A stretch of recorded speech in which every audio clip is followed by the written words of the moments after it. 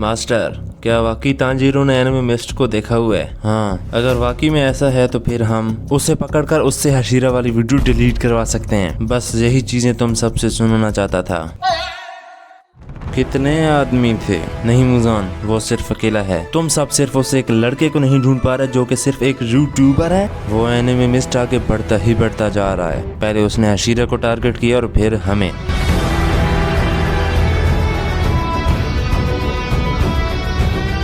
तो जैसा कि मैंने अपनी पिछली वीडियो में सारे हशीराज के सीक्रेट्स बताए थे, वैसे ही आज मैं सारे अपर मून डीमंस के सीक्रेट्स बताने वाला हूँ, जिनमें कुछ लोअर मून डीमंस के भी सीक्रेट्स होंगे। और हाँ, मैं ये वीडियो अपर मून 1 से ही स्टार्ट करने वाला हूँ, ना कि अपर मून 6 से। और लास्ट वाले अपर मून के सीक्रेट सुनकर तुम भी हैरान हो जाओगे। So if you want to know, let's start. Kokushibo Muzan के बाद सबसे पावरफुल डीमन है जिसने मुजान की ऑफर को एक्सेप्ट किया था, क्योंकि कोकोशीबा ने अपने डीमन स्लेयर मार्क को अनलॉक कर लिया था, जिससे वो 25 साल में ही मरने वाला था। और दूसरा ये रीजन था कि उसने अपने भाई यूरिजी को भी सरपास करना था, इसलिए कोकोशीबा ने मुजान की ऑफर को एक्सेप्ट किया। और सारे अपर मून में सिर्फ कोकोशीबा ही है जो ब्रीथिंग स्टाइल यूज कर सकता है। बहुत पहले कोकोशीबा ने डीमन स्लेयर कॉर्प के एक लीडर को मारा था, जिससे डीमन स्लेयर कॉर्प बहुत डर गई थी और उनसे छुपने की जगह तलाश करने लगी जहां उन्हें कोई ना ढूंढ सके। और काकोशी के बनने की भी वजह यही चीज थी। कोकोशीबा के डीमन बनने के बाद उसकी पोजीशन के लिए उसको 3 दफा चैलेंज किया गया, और इनमें से एक चैलेंज आकाजा ने भी किया था, जिसमें वो ऑब्वियसली हार गया था। लेकिन कोकोशीबा ने इसको मारा नहीं था, बल्कि इसके फाइटिंग स्पिरिट को देखकर छोड़ दिया था, और बाकी 2 डीमन को उसने मार दिया था। मून 1 सेकंड पॉपुलैरिटी पोल में 2938 वोट के साथ 14वें नंबर पे आता है। अगर हम मुजान के फेवरेट मून की बात करें तो कोकोशीबा भी उनमें से एक है, लेकिन ये इतना फेवरेट नहीं है जितने ये दोनों डीमन हैं। मुजान कोकोशीबा को एज अ बिजनेस पार्टनर समझता है, और कोकोशीबा मुजान का एक लॉयल डीमन है जिसने सदियों से अपनी अपर मून 1 की पोजीशन को संभाला हुआ है। Now move to the next upper moon, दोमा,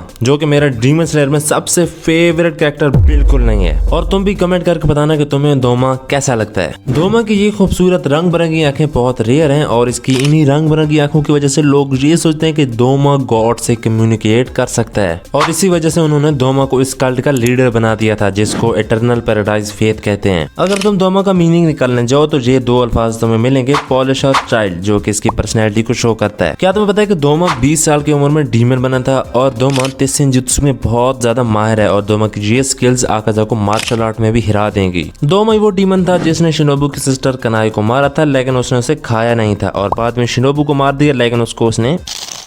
upper moon 3 Akaza. Akaza की कंपास नीडल टेक्निक स्नोफ्लेक जैसी लगती है, क्योंकि कोयोकी के नाम का मतलब भी स्नो है, और उसने 3 स्नोफ्लेक जैसे हेयर पिन पहने हुए हैं। 12 कुजुकी में से आकाजा वो डीमन है जो वुमेन्स को नहीं खाता, जबकि डीमंस के लिए वुमेन का फ्लैश बहुत ज्यादा टेस्टी होता है और उनकी पावर्स को और बढ़ा देता है। इस चीज की परमिशन मुजान ने खुद दी थी आकाजा को, और सिर्फ यही एक डीमन नहीं है जिसकी बात को मुजान ने एक्सेप्ट किया था, बल्कि 12 कुजुकी में से एक और डीमन भी है जिसकी बात मुजान ने सुनी थी, और वो मैं वीडियो के एंड पे बताऊंगा। आकाजा के कुछ फीचर ऐसे हैं जो कि डीमन बनने के बाद भी उससे जुड़े हुए हैं, और इन फीचर्स में टैटूज भी आ जाते हैं इसके। जितने लोगों को आकाजा मारता जाएगा उसके क्राइम्स उतने बढ़ते जाएंगे, इसी के साथ उसके टैटूज बाजू से और फैलते जाएंगे, जो कि ये शो कराता है कि उसने कितने क्राइम्स किए हैं। आकाजा की लॉयल्टी और सीरियसनेस की वजह से वो भी मुजान का एक फेवरेट डीमन है। इसके बावजूद भी वो मुजान के लिए कोई रिस्पेक्ट महसूस नहीं करता है, क्योंकि आकाजा सिर्फ मुजान को वो बंदा समझता है जो कि उसे ऑर्डर देता है और उसने पूरा करना होता है। अपर मून 4 हनतेंगु की फाइनल फॉर्म ज़ाकुटिन की बैक रीजन के टाइको ड्राम को रिप्रेजेंट करती है। इसने अपने नाम, अपने बैकग्राउंड और अपनी एज के बारे में इतना ज्यादा झूठ बोला कि उससे सच में वो भूल गया कि उसका असल नाम, बैक स्टोरी और एज कितनी है। और एनिमे में इसकी एज करीबन 80 साल तक दिखाई गई है।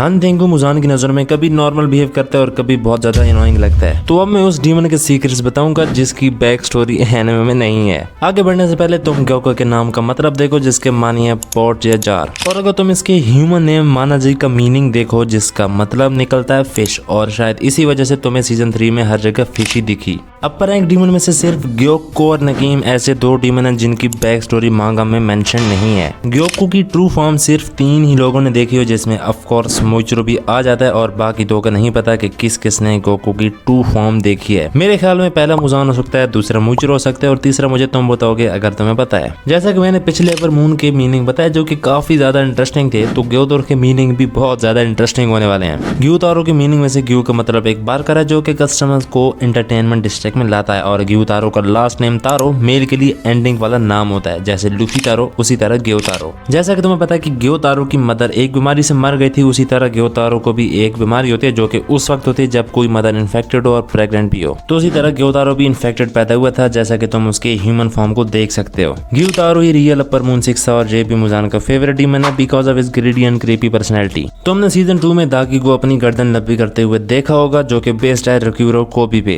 ग्यूतारो ने ये भी बताया था कि दागी का ह्यूमन नेम ऊमे था, और अगर तुम इस ऊमे का मतलब भी निकालो तो तुम्हें उसी बीमारी का नाम मिलेगा जिससे इनकी मदर की डेथ हुई थी, सिफिलिस। अगर तुम ये सोच रहे हो कि इसके बाद वीडियो एंड होने वाली तो तुम बिल्कुल गलत हो। इसके बाद हमारा एक और अपर मून 6 रहता है और वो है काईगाकू, और यही वो डीमन है जिसका मैंने तुम्हें वीडियो के शुरू में बताया था कि इसके सीक्रेट्स बहुत ही ज्यादा अच्छे लगने वाले हैं तुम्हें। यही वो बंदा है जिसने अपनी जान बचाने के चक्कर में ग्यूमी और उसके साथ सारे छोटे बच्चों की जानों को मुश्किल में डाला था। काईगाकू दूसरा डीमन स्लेयर है जो कि डीमन बना है, और पहला कोकोशिबा है, क्योंकि जिन बच्चों की ग्यूमी देखभाल कर रहा था उनमें से एक काईगाकू भी मौजूद था। लेकिन तुम्हें ये नहीं पता होगा कि काईगाकू का जो नेकलेस उसने अपने गले में पहने हुए वो डीमन बनाने से पहले येलो था, जबकि डीमन बनाने के बाद ब्लू है, क्योंकि येलो गुड का सिंबल है और ब्लू बैड और डार्कनेस का सिंबल है। काईगाकू ने अपने टीचर जिगोरो से कीमोनो लिया था जो कि बिल्कुल सिमिलर था जो उसने पहना हुआ था, लेकिन काईगाकू ने उसे कभी ना पहना जो जिगोरो ने उसे दिया था। और ये वाला आखिरी पॉइंट मुझे तुम बताओगे कि काईगाकू थंडर ब्रीथिंग की फर्स्ट फॉर्म को यूज क्यों नहीं कर सकता।